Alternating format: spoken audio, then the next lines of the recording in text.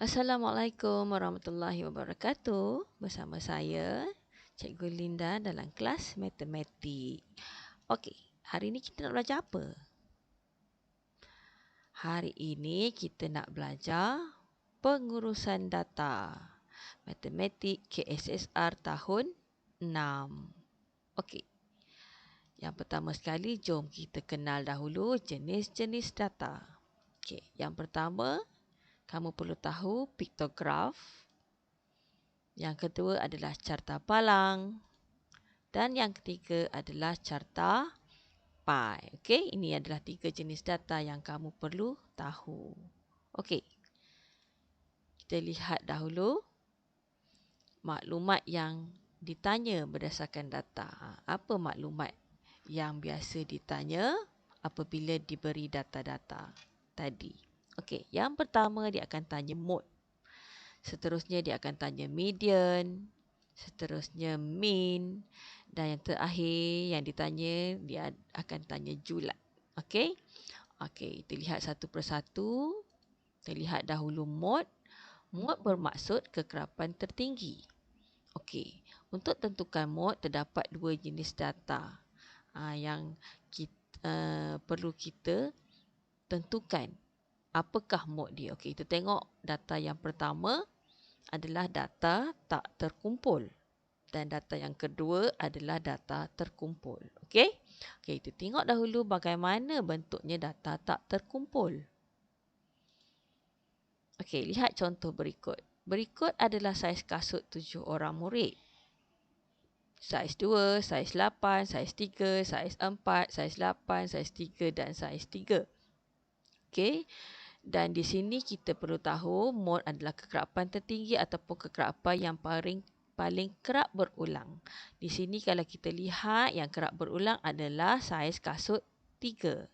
Okey, ada 3 saiz kasut 3 di sini. Maksudnya ada 3 orang lah yang mempunyai saiz kasut 3. Jadi mode di sini kita boleh tentukan adalah 3. Okey? Okey, kita tengok pula kalau bentuk data terkumpul. Okey, jadual di bawah adalah data bilangan murid mengikut saiz kasut. Okey, dia bagi dalam bentuk jadual. Kalau tadi kita lihat data dia dibagi satu-satu secara berselera. Tapi kali ni dibagi dalam bentuk jadual yang dah tersusun. Okey, saiz kasut 2 ada seorang murid, saiz kasut 3 ada 3 orang murid, saiz kasut 4 ada seorang murid dan saiz kasut 8 ada 2 orang murid. Dan di sini kalau kita lihat yang paling ramai adalah 3 orang iaitu saiz kasut 3. Jadi, modenya di sini adalah 3. Okey? Okey, kita tengok pula median. Apa maksud median? Median adalah data yang berada di tengah-tengah. Okey, kita lihat contoh data pertama. Data pertama ni terdapat 7. 7 nilai di sini. 2, 8, 3, 4, 8, 3, 3. Okey, data yang pertama. Okey, kaedah mencari median yang pertama adalah susun nombor di atas mengikut tertib menaik atau menurun. Dan kebiasaannya kita susun secara menaik lah. Okey, kita susun. Okey, 2 bermula dengan paling kecil. 2, 3, 3, 4, 8, 8. Okey, seterusnya potong nombor mengikut susunan depan belakang. Okey, kita potong depan belakang. Potong lagi depan belakang sampailah kita jumpa nilai di tengah-tengah adalah angka 3 di situ. Jadi kat sini kita boleh tentukan mediannya adalah 3. Okey? Okey, ini jika data yang diberi dalam bilangan ganjil. Jadi kita boleh jumpa datanya di tengah-tengah. Okey, kita lihat pula kalau datanya dalam bilangan genap. Okey, ada 6 data di sini. 2, 4, 8, 3, 3, 3. Okey, kaedahnya sama. Susun nombor mengikut tertib menaik atau menurun. Potong nombor mengikut susunan depan belakang. Okey, kita dah susun dari kecil ke besar dan kita potong depan belakang. Sama macam tadi. Tapi kali ini kita jumpa 2 nombor ataupun 2 data di tengah-tengah. 3 dan 3. Apabila kita jumpa 2 data di tengah-tengah, kita perlu cari mean bagi 2 nombor tersebut. Bagaimana cari mean? 3 tambah 3 bahagi 2. 2 ni adalah bilangan digit dia lah, ada 2. So, kita akan dapat 3 tambah 3, 6. 6 bahagi 2 akan dapat 3. So, mediannya adalah 3. Okey? Okey. So, kita teruskan. Bagaimana pula dengan mean? Mean ni bermaksud purata. Okey, dan dia ada rumus dia. Rumus yang kamu perlu ingat adalah jumlah kuantiti bahagi dengan bilangan. Okey. Kita lihat contoh. Jadual di bawah menunjukkan skor matematik bagi 5 orang murid dalam satu ujian tertentu. Okey, ini adalah skornya. Okey, skor 75 ada 2 orang. 85 ada 2 orang. 90 ada seorang. Jadi jumlah murid di sini, kalau kita lihat ada 5 orang. Okey. Okey. So, hitung mean skor matematik bagi seorang murid. Okey, jadi kaedah penyelesaiannya kita perlu jumlahkan dahululah sebab formula dia jumlah kuantiti bahagi bilangan. Okey, so nak cari jumlah dia. 75 tadi ada 2 orang, so 75 tambah 75. 85 ada 2 orang, 85 tambah 85. 90 ada seorang, so tambah 90. Jumlah murid semua sekali ada 5, so bahagi dengan 5. Jadi jumlahnya kita akan dapat 410 per 5 bahagi 5. So, jawapannya adalah 82. Dan kesimpulannya, mean-nya adalah 82. Okey? Okey. Okey, bentuk soalan lazim yang melibatkan mean. Okey. Soalan mean ni, dia terdapat 2 bentuk yang akan ditanya dalam soalan-soalan peperiksaan. Yang pertama adalah cari mean, yang kedua adalah diberi mean. Okey, untuk cari mean, formulanya adalah tambah dan bahagi. Kalau kita lihat formula tadi, jumlah kuantiti bahagi bilangan. Jumlah tu tambah, bahagi bilangan tu maksudnya bahagilah. Okey, jadi 2 operasi saja. Tapi berbeza dengan diberi mean. Diberi mean ni dia ada 3 operasi. Yang pertama mesti darab. Darab ni fungsi dia untuk cari jumlah kuantiti. Okey? Okey, seterusnya diikuti dengan tambah dan tolak ataupun boleh juga tolak dulu baru tambah. Tapi diberi mean ni dia perlu ada 3 operasi. Bergantung dengan soalan juga. Okey? Okey, kita lihat contoh. Okey, contoh yang pertama soalan cari mean. Okey, ingat operasi yang terlibat ada 2 iaitu tambah dan bahagi. Okey, kita lihat contoh di sini nilai wang RM20 ada 4 orang. RM10 ada 2 orang. RM5 ada seorang. RM1 pun ada 3 orang.